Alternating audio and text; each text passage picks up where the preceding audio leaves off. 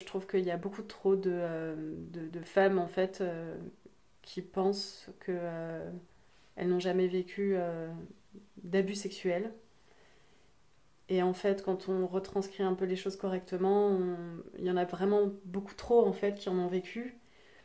Et ça passe peut-être par cette case. Est-ce que j'ai le choix, en fait, de dire oui, de dire non? Oui, assumer ses responsabilités, c'est une chose, mais on a le droit de dire non, en fait, on a le droit de changer d'avis. Et en fait, c'est ces choix-là que moi, on m'a pas donné.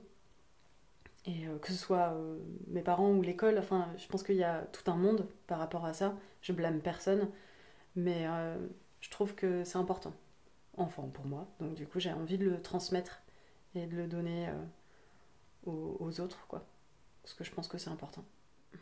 Quand on sort en soirée, par exemple, bah, qu'on a un peu picolé, ah bah tiens, le mec là-bas il est mignon, trop marrant, trop chouette, bon bah ok, on parle, etc.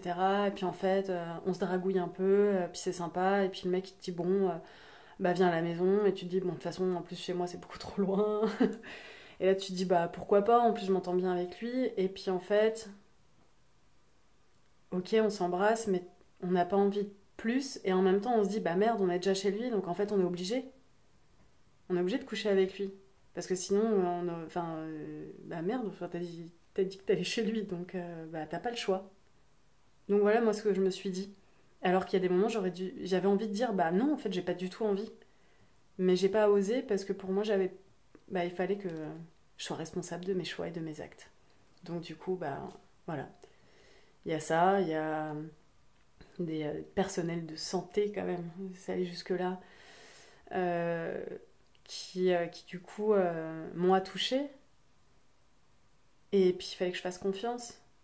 J'avais pas le choix de dire en fait non, parce que là justement mon intuition me dit ben c'est pas normal ça.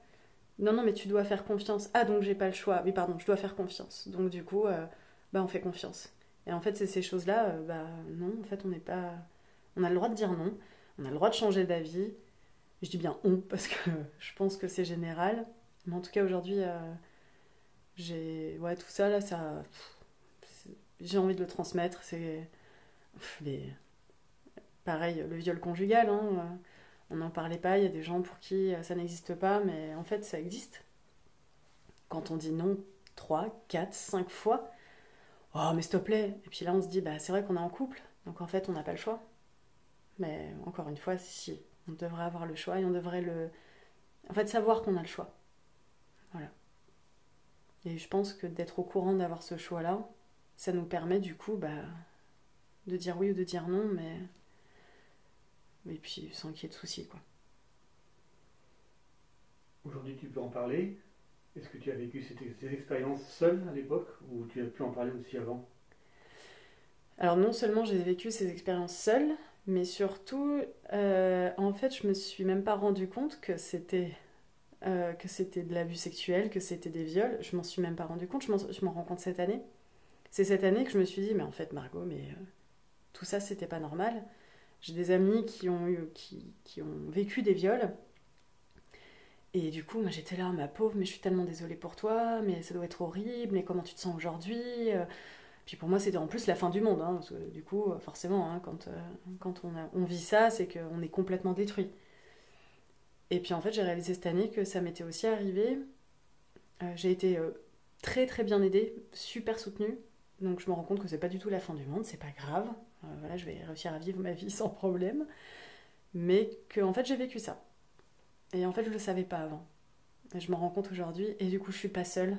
Donc c'est très important pour moi. Et le soutien sur ce genre de situation, c'est primordial. Avec tous ces trucs, balance mon port, etc., je me suis dit, mais bon, bah moi, je ne marquerai rien. Je ne fais pas partie de ces personnes-là.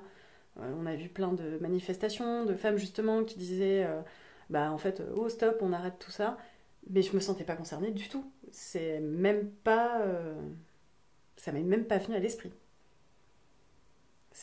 Et c'est ce truc-là, en septembre, vraiment, je me suis réveillée et puis j'ai fait, mais merde. Ça m'est arrivé aussi, quoi. Donc, du coup, ouais, pas chouette.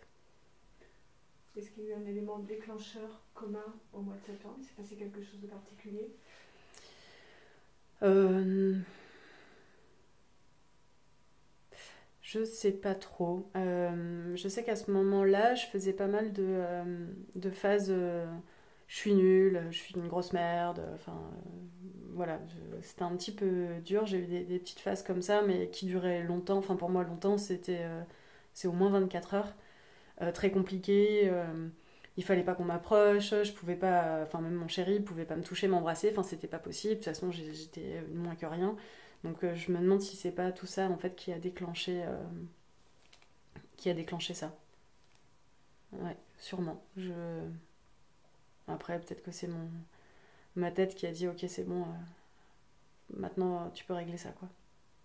Mais tu écoutes ton corps, tu écoutes ta tête, donc tu es très à l'écoute finalement de ce que te dit ta personne, quoi. J'essaye. J'essaye. C'est pas évident parce que il est gentil, mais il parle un peu trop fort des fois. Et des fois, ça fait très mal. Mais ouais, j'essaye d'être au maximum à l'écoute de mon corps.